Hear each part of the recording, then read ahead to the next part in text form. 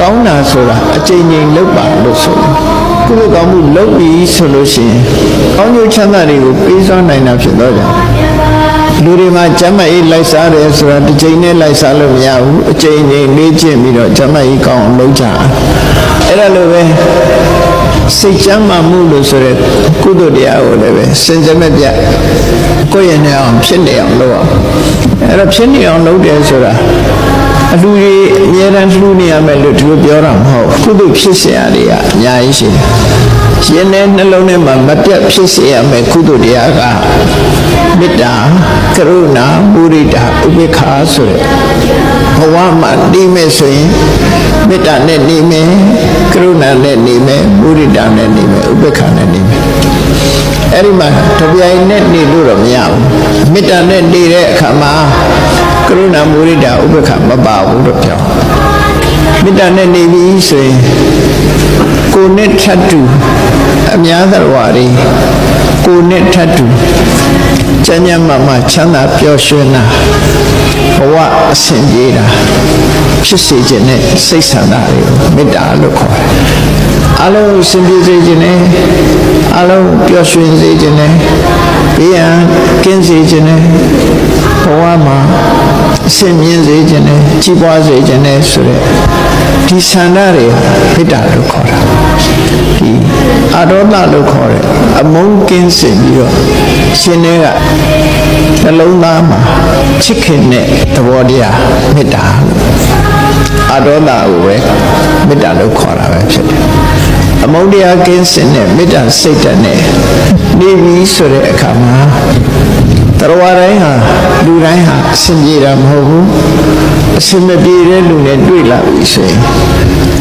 အစဉ်မပြေလို့ဒုက္ခရောက်နေတယ်ဒီဒုက္ခကလွတ်ကင်းပါစေမြန်မြန်သူ့ရဲ့ဒုက္ခကိုစာနာတတ်တယ်ဆိုရင်အဲ့ဒီချိန်မှာကျတော့မေတ္တာကနေပြီးတော့ကရုဏာဆိုတဲ့နှလုံးသားအနေထားတစ်ခုပြောင်းသွားပြန်တယ်ဒါလည်းမွန်မြတ်တဲ့စိတ်နေသဘောထားတစ်ခုပဲမေတ္တာထားရနေပြီးတော့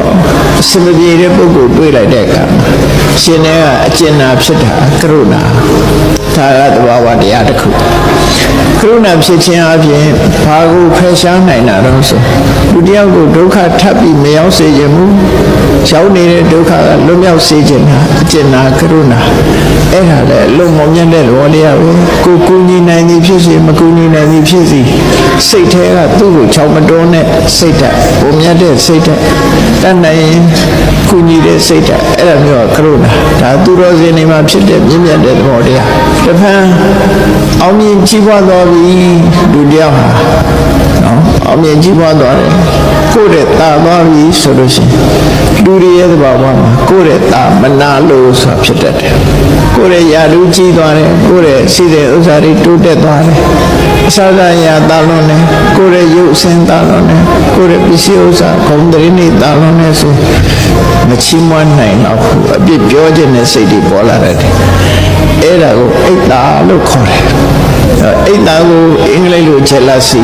မြန်မာလိုတော့မနာလိုမရှုစိတ်အဲ့ဒီသဘောတရားတွေကစိတ်ပုတ်စိတ်ယုတ်တွေပဲဖြစ်တယ်အဲ့ဒီစိတ်ပုတ်စိတ်ယုတ်ကိုမုဒိတာလို့ဆိုတဲ့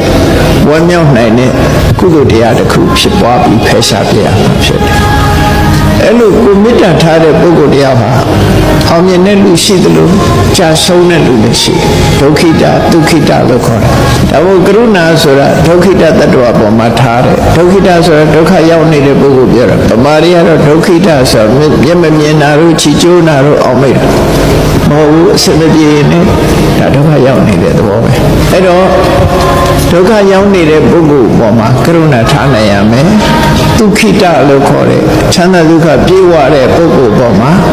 ဒီဝန္တာနိုင်ရမယ်အတိမပြုတ်နိုင်ရမယ်လို့ဆိုဒါတွေကတော့သူ့အတိုင်းအတာအရဖြစ်တယ်မေတ္တာရှိပြီဆိုရင်ကရုဏာဖြစ်ဖို့မခဲရင်တော့ဘူးမုဒိတာဖြစ်ဖို့မခဲရင်မေတ္တာကိုအခိုင်အမာတည်ဆောက်ခြင်းအပြင်ကရုဏာတရားဖြစ်နိုင်တယ်မေတ္တာမုဒိတာတရားဖြစ်တယ်အဲ့ဒီမေတ္တာတရားကိုခိုင်မာအောင်ဗာနဲ့ထိမ့်လဲလို့ဆိုတဲ့အခါကျတော့ဥပိ္ပခာနဲ့ထိရမယ်အဲ့ဒါလူတွေကဥပိ္ပခာမပြုနိုင်လို့ရှိရင်မေတ္တာလည်းပြတ်သွားတာပဲနော် ဥပိ္ပခာဟာမေတ္တာထိန်းတဲ့နေရာမှာတော့အရေးကြီးဆုံးပဲလို့ဆိုတော့ဥပိ္ပခာနဲ့ပြန်ပြီးတော့ဘယ်လိုထိန်းတော့ဆိုမေတ္တာဆိုတာဘယ်သားပေါ်မှာအကျိုးစီးပွားကိုလိုလားတော့စိတ်လှုပ်ရှားမှုတစ်ခုပဲမအောင်မြင်တဲ့ဒုက္ခရောက်နေတဲ့ဆွေပြေတဲ့ပုဂ္ဂိုလ်တွေပေါ်မှာအကျဉ်းတရားထားနေခြင်းဟာလည်းပဲစိတ်လှုပ်ရှားမှုတစ်ခုပဲဝန္တာအဲလဲဖြစ်နေခြင်းဟာလည်းပဲစိတ်လှုပ်ရှားခြင်းတစ်ခုပဲအဲဒီလိုလှုပ်ရှားနေတဲ့စိတ်ဓာတ်မျိုးကိုထိမ့်သိမ့်ပြီးတော့သဗ္ဗေတ္တကမ္မတကအလုံးဟာဒုက္ခနဲ့သူလာကြတာဆိုတဲ့အတွေးလေးနဲ့လှုပ်ရှားမှုတွေကိုဖယ်ရှားလိုက်လို့ရှိရင်ဥပိ္ပခာဖြစ်တယ်ဥပိ္ပခာမထားနိုင်ဘူးဆိုလို့ရှိရင်မေတ္တာလည်းပြိုကျပျက်စီးသွားနိုင်တယ်ဥပိ္ပခာဆိုဒီမှာတစ်ဖက်သားလှုပ်တဲ့အပေါ်မှာကိုယ်ကိုစော်ကားသွားလို့စော်ကားတဲ့အပေါ်မှာဘွေယူလိုက်တာနဲ့လည်းနဲ့မေတ္တာခမ်းသွားမေတ္တာပြတ်သွားကိုယ်ပေါ်မှာလူတယောက်ကအကျိုးပြုတယ်ဖေးပါပေးတယ်ဆိုရင်အစွမ်းရောက်တဲ့စိတ်ဖြစ်သွားပြန်နော်အဲ့ဒီလိုကိုယ်ပေါ်မှာကောင်းသည်ဖြစ်စေမကောင်းသည်ဖြစ်စေသဗ္ဗေတ္တကမ္မတကာဆိုရင်စိတ်ဓာတ်တည်ငြိမ်မှုနဲ့ထားနိုင်မှာဥပိ္ပခာဥပိ္ပခာနဲ့မေတ္တာကိုပြန်ထိမ့်ပေးထားတော့မေတ္တာဟာပြတ်သွားနိုင်ဘူးပေါ့နော်